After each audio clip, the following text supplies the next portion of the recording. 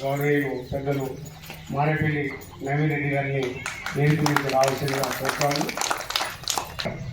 మెమోను ఇస్తున్నటువంటి గౌరవనీయులు పెద్దలు ముఖ్యంగా ఈరోజు అంతర్జాతీయ మహిళా దినోత్సవ శుభాకాంక్షలు ప్రత్యేకంగా తెలియజేసుకుంటున్నాను. స్త్రీ అంటే మన భూమితో సమానంగా పోలిస్తారు. మన భూదేవికి ఎంత ఓర్పు ఉందో మన స్త్రీ జాతికి కూడా అంతే ఓర్పు ఉండి ఎంతో సహనంతో కుటుంబ విషయంలో కానీ ఇంకే విషయంలో కానీ చాలా ఓర్పుతో ముందుకు తీసుకుంటూ వెళ్ళిపోతుంది. స్త్రీని ముఖ్యంగా చులకనగా చూడకుండా గౌరవంగా చూడాలని ఈ సందర్భంగా కోరుకుంటున్నాను. ఇప్పటి నుంచైనా మనకున్న పిల్లలు రాబోయే పిల్లల్ని వాళ్ళ జీవనానికి మీ వంతు సహాయ సహకారాలు అందించి చదువుతా అన్న అమ్మాయిలను ముందుకు సాగనిసి వాళ్ళని అన్ని రంగాల్లో అభివృద్ధి పరిచేటట్టు వాళ్ళకి అన్ని వసతులు కల్పించేటట్టు చేయాలి. ఈ కొడుకులని ఒకప్పుడు చూసుకున్నారు. కొడుకులను చూసినంత విలువైంది కొడుకులను చూసినట్టు కూతులను చూడకపోయిన వల్ల వచ్చిన నష్టంలో తెలుసుకున్నారు. మీరు ఇద్దరిని సమానంగా చూసిన వాళ్ళ కుటుంబాలు ఏ విధంగా ఉన్నాయో చూస్తారు. ఇవన్నీ జీవితంలో మనం నిత్య జీవితంలో చూస్తున్నాం ఇవన్నీ.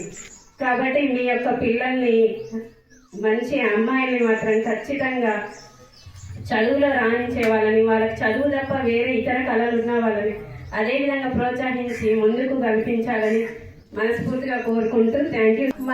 మన మహిళలు ఈరోజు ఇక్కడ కూర్చున్నామంటే ధైర్యంగా మనం బయటికి వెళ్ళటాలనే, కానీ ఒకప్పుడు మనం బయటికి వెళ్ళాలంటే భయపడేవాళ్ళం. ఈ మహిళా దినోత్సవాలు కూడా ఏంటిదో కూడా తెలియని వాళ్ళం. కానీ మనం ఈరోజు మహిళలు రాజకీయంగా కానీ ఒక ఎస్ఐ కానీ డిఎస్పీ కానీ తర్వాత పోలీసు కానీ టీచర్ ఇక్కడ ఉన్న మహిళలు టీచర్లు కానీ సర్పంచ్లు కానీ వార్డు మెంబర్లు కానీ ఎన్నో ఉన్నాయి మనకి. కానీ దాన్ని మనం వినియోగించుకోవాలి. ఇలాగ టీచర్ గారు అన్నారు ఆడపిల్లని చదివియాలంటే ఒక 10-11 చదివాక నా ఎందుకులే ఆడపిల్లని చదివించేది అనే ఒక భావన మనలో తొలగించాలి. ఇవి సంఘాలలో కూడా మేము మీటింగ్ పెట్టి చెబుతున్నాం. ఎందుకంటే ఇక్కడ మాతో పనిచేసిన ఒక ఆమె సుతార్ పని చేసుకుంటూ బిడ్డలు చదివిస్తే ఇవాళ ఎస్ఐ జాబ్ వచ్చింది. ఎంత గ్రేట్! ఒక నా కుటుంబంలో నా కూతురు ఎస్ఐ చేస్తుందంటే ఎంత గౌరవంగా ఉంటుంది. మళ్ళీ మేము కూడా సంతోషపడ్డాం. ఎందుకంటే మాతో పాటు పనిచేసిన ఒక ఈఓఏ బిడ్డ ఎస్ఐగా ఉన్నదని చెప్పి, అంటే ఆమె చదివించడం వల్లనే కదా ఎస్ఐ జాబ్ వచ్చింది. కానీ ఇక్కడ మనం కూర్చోవడానికైనా మనం ఎదిరించడానికైనా మనం బయటికి వెళ్ళాలి. అంతర్జాతీయ మహిళా దినోత్సవ శుభాకాంక్షలు. మన మహిళలు ప్రతి ఒక్క రంగం వల్ల ముందుకుంటున్నారు. ఇదివరకు ఎవరు ముందుకు రాకపోయేది. ఇప్పుడు ప్రతి సంఘం వల్ల మా మహిళలనే అన్నిటికీ లక్షల లోన్లు తీసుకుంటున్నాం. మనం మంచిగా కట్టుకుంటున్నాం. గవర్నమెంట్ మనకి లక్షల మనకి లోన్లు శాంక్షన్ చేస్తుంది. మంచిగా కట్టుకుంటున్నాం. అన్ని రంగాల్లో ముందుకు వస్తున్నాం.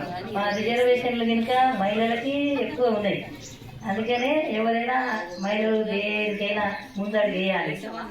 మనకి ఆడపిల్ల పుట్టిందంటే వరకు అబ్బాయిని చదివించి అమ్మాయిని ఏముంది లేట్ ఎంత చదివించి ఇంకా చదవకుండా ఏముంది అమ్మాయిని పెళ్లి చేసి వెళ్ళబడదాం అనే ఇది వరకు ఉండేది. ఇప్పుడు ప్రతి ఒక్కరు అబ్బాయిలతో సమానంగా అమ్మాయిని చదివిస్తున్నారు. తల్లిదండ్రులు చదివియాలి, అమ్మాయిలు చదువుకోవాలి. అన్ని ఫస్ట్ ర్యాంకులలో వస్తున్నారు అమ్మాయిలు. ఇంకా స్వాతంత్రం వచ్చినప్పటి నుంచి ఇప్పటికి చాలా అభివృద్ధి చెందినారు. ఇంకా అభివృద్ధి చెందాలి. ప్రభుత్వం కూడా చాలా మహిళల కోసం చాలా చేస్తుంది. రకరకాలుగా రిజర్వేషన్ ఇంతకుముందు 50% రిజర్వేషన్ 93-94లో తీసుకొచ్చారు. ఇది మన పంచాయతీరాజ్ డిపార్ట్మెంట్లో సర్పంచ్లకి, ఎంపీటీసీ, జెడ్పీటీసీ వీటికి తీసుకొచ్చారు. నాకు తెలిసి ఇంకొక 5 yearsలో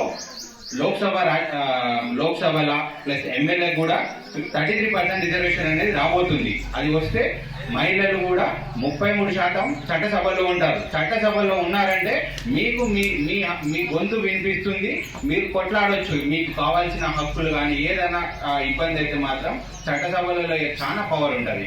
ఏ బిల్లు చేయాలన్నా మీ అప్రూవల్ లేనిది కాదు, అది రాష్ట్రంలో కానీ దేశంలో కానీ.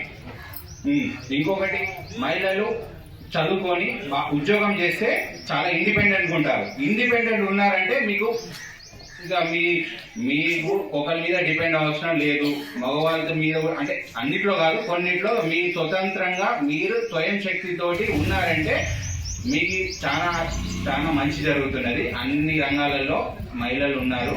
ఇలా చదువుకొని ఉద్యోగాలు కానీ సొంత బిజినెస్లు కానీ ఏదైనా చేసుకొని ఇండిపెండెంట్గా ఉండడం చాలా అదృష్టం. ఇంకా మహిళలు ముందుకు రావాలి, ఇండిపెండెంట్గా ఉండి వాళ్ళు అన్ని రంగాలలో నిలదొక్కుని ముందుకు సాగాలని కోరుకుంటున్నాను. అది వెనకట మూఢనమ్మకాలుగా ఉండేది. ఇప్పుడు ఆ మూఢనమ్మకాలన్నీ పోయి అందరూ ఆడపిల్లలకు చదువు, విద్యతో పాటు అన్ని రంగాల్లో కూడా మనం ముందంజగా ఉన్నాము. ప్రతి ఏమంటారు, ఆ డాక్టర్స్ విషయంలో ఆడవ మహిళలుగానే ఉన్నాము. మరి టీచర్స్గా మహిళలుగానే ఉన్నాము.